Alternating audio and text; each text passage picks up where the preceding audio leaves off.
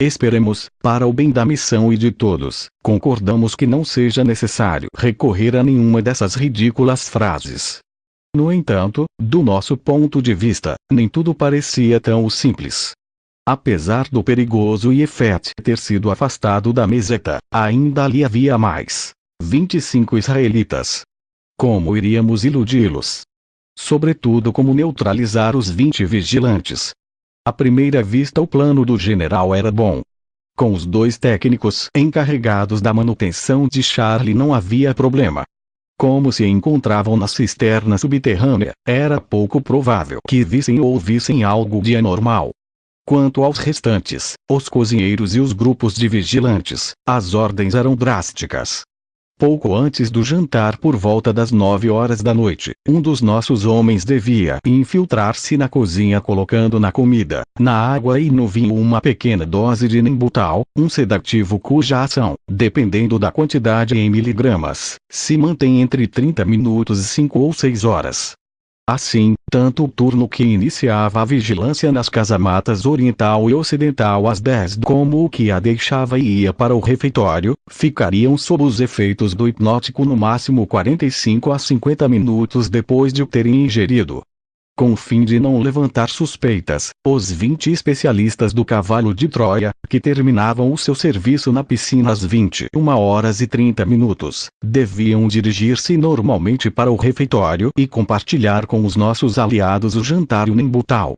Se no dia seguinte, algum vigilante ousasse confessar que tinha adormecido no seu posto de observação, coisa pouco provável, descobrindo-se assim que ia acontecer a mesma coisa aos outros, os militares israelitas se veriam obrigados a reconhecer que também os norte-americanos que não estavam de serviço tinham sido vítimas da mesma anomalia. A ideia não era ruim. No entanto, confiamos em que a situação não chegasse a esse extremo.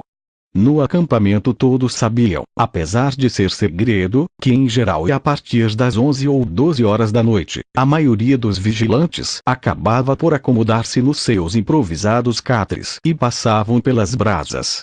Se não fosse a inevitável abertura do fecho hidráulico do fosso e o ruído dos motores do módulo ao decolar, talvez tivesse sido desnecessária aquela série de precauções. O berço dispunha de um sistema de emissão de radiação infravermelha que o tornava invisível aos olhos de qualquer hipotético observador. Esta fonte energética irradiava de toda a membrana, que, como também já expliquei, reveste totalmente a nave. As funções básicas desta membrana eram as seguintes. Em primeiro lugar, a camuflagem do módulo por meio de um escudo ou colchão de radiação infravermelha, acima dos 700 nanômetros. Este requisito era imprescindível para as nossas observações, não afetando assim o ritmo natural dos indivíduos que se pretendia estudar ou controlar. Em segundo lugar, procurar a absorção, sem reflexo ou retorno, das ondas decimétricas, fundamentalmente utilizadas nos radares. No caso dos telas militares israelitas, esses dispositivos de segurança foram previamente ajustados às ondas utilizadas por tais radares. 1347-242 megaciclos, este método anulava a possibilidade de localização eletrônica do berço, enquanto era elevado a 800 pés, ponto ideal para a seguinte fase de inversão de massa dos víveos. Por último, a membrana que cobre a blindagem exterior da nave, cuja espessura de 00329 m, devia provocar uma incandescência artificial que eliminasse qualquer tipo de germe vivo que aderisse à sua superfície. Esta precaução evitava que os germes fossem invertidos tridimensionalmente com a nave. Uma entrada involuntária desses organismos num outro tempo, ou noutro contexto tridimensional, poderia trazer consequências imprevisíveis de caráter biológico. Como informação puramente descritiva, posso dizer que a membrana tem propriedades de resistência estrutural muito especiais. Este revestimento poroso do berço, de cerâmica, tem um elevado ponto de fusão. 72, 60, 61 C, sendo seu poder de emissão externa igualmente alto. A sua condutibilidade térmica, em contrapartida, é muito baixa. 2071 13x10 col/cm/s/oc Para esta membrana é muito importante que a ablação se mantenha dentro de uma margem de tolerância muito ampla. Para isso utiliza-se um sistema de arrefecimento por transpiração com base no lítio liquefeito. Além disso, foi envolvida de uma fina camada de platina coloidal colorida posta sobre a superfície externa. N. Do M. 23 horas. Eliseu fechou a escotilha do módulo. 60 minutos para o início da contagem decrescente. Entendido. A voz dos técnicos chegava forte e clara. O nosso próximo passo foi vestir as roupas especialmente desenhadas para o processo de inversão de massa, comprovando no computador o novo dispositivo de RMN, colocado nos escafandros e que devia fotografar os tecidos neurônicos durante a mudança dos eixos dos víveos. Aquela fora uma das nossas exigências para prosseguirmos com a missão.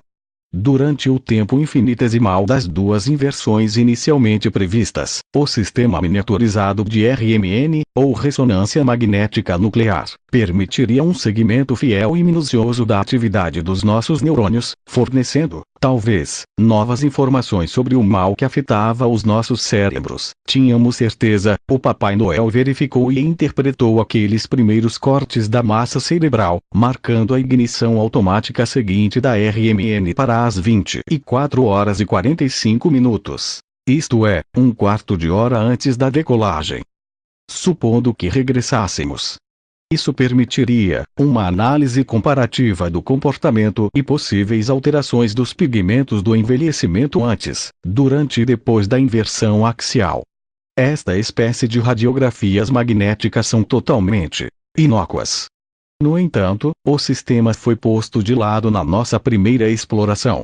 Em princípio devia ter sido introduzido na vara de Moisés, com a missão básica de estudar o cérebro de Jesus de Nazaré durante a sua paixão e morte.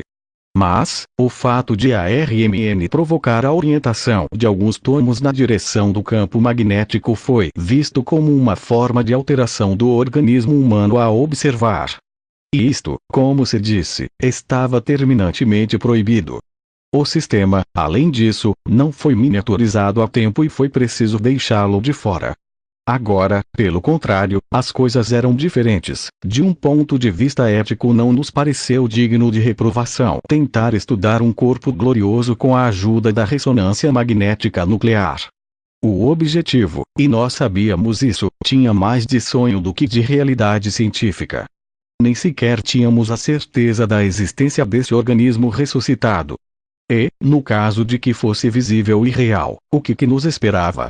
Mas percebo que estou caindo na velha tentação de me antecipar aos fatos. 23h30. O fundamento do RMN baseia-se no característica peculiar do núcleo dos tomos de hidrogênio. Utilizando palavras simples, são como microscópicos imunes, capazes de provocar fenômenos de ressonância magnética. Submetendo estes átomos a um campo magnético de alta frequência, 0,1 Teslas. Os núcleos de hidrogênio ficam em linha. Ao serem excitados por meio de ondas de rádio, esses núcleos atômicos giram sobre si mesmos, perdendo a energia inicial sob a forma de radiação. Esta pode ser captada e processada com a ajuda de um computador, e será traduzida para imagens. Trabalhando num campo, o nosso dispositivo RMN, especialmente miniaturizado magnético de 2 Teslas, podia explorar a fundo a totalidade das nossas massas cerebrais, interpretando cada órgão e região em 3 dimensões simultâneas e reconstruindo os cortes em forma sagital, axial ou oblíqua. N. Do M. Sentados diante do grande painel de instrumentos, o meu irmão começou a fazer a última leitura do computador central. Medidores do campo gravitacional. Ok. Indicadores de velocidade. Ok. Painel de instrumentos de vigilância de motores temperatura. Ok. A revisão ficou concluída às 23h40. Na realidade, tanto a decolagem como o voo e a aterrissagem, assim como a maioria das funções de fornecimento, pilotagem, ética, estavam controladas pelo Papai Noel. O nosso papel era o de meros supervisores ou, em casos extremos, de retificadores. 0h. 60 minutos para levantar voo. O início da contagem decrescente acelerou a nossa frequência cardíaca. Sinceramente, durante grande parte daqueles intermináveis 60 minutos, apesar de acompanharmos mecanicamente a evolução dos parâmetros de voo que o computador nos dava, os nossos pensamentos estavam fora da nave. Precisamente na tenda que abrigava a estação de rádio. Naquela altura da noite, já madrugada de sábado, 10 de março, julgando pelas indicações dos técnicos que permaneciam em contato com o interior do módulo, o hipnótico fazia tempo que surtirá efeito, mergulhando o acampamento num profundo silêncio. Quanto ao receptor transmissor de rádio, continuava maravilhosamente mudo. E, instintivamente, imaginamos o velho general rodeado de beduínos e com os olhos fixos no seu cronômetro. 0h30. A 30 da decolagem. Nervosamente, digitei num dos terminais do computador central, à procura do último boletim meteorológico. Aquelas nuvens e o forte vento que se abatiam sobre Massada nas primeiras horas da tarde continuavam fixos na minha mente. A resposta do Papai Noel foi tranquilizadora. Temperatura: 718 graus centígrados. Umidade relativa: 81%. Velocidade do vento: 11 km/h. Respirei aliviado. Direção do vento: 270 graus. Havia amainado e rodado para o oeste. Nebulosidade: 7,8. Cumulonimbus. Altitude: 2.100 metros. Últimas precipitações às 20 horas: 16 milímetros. Eliseu olhou de soslaio para o monitor e, depois de comparar aqueles dados com as previsões fornecidas pela estação de Calha, a norte do Mar Morto, comentou: "Não se preocupe. O berço vai subir como uma bala." 0h45. O Papai Noel ligou o dispositivo de RMN. 0h55. Pronta a absorção de ondas decimétricas e a camuflagem infravermelha.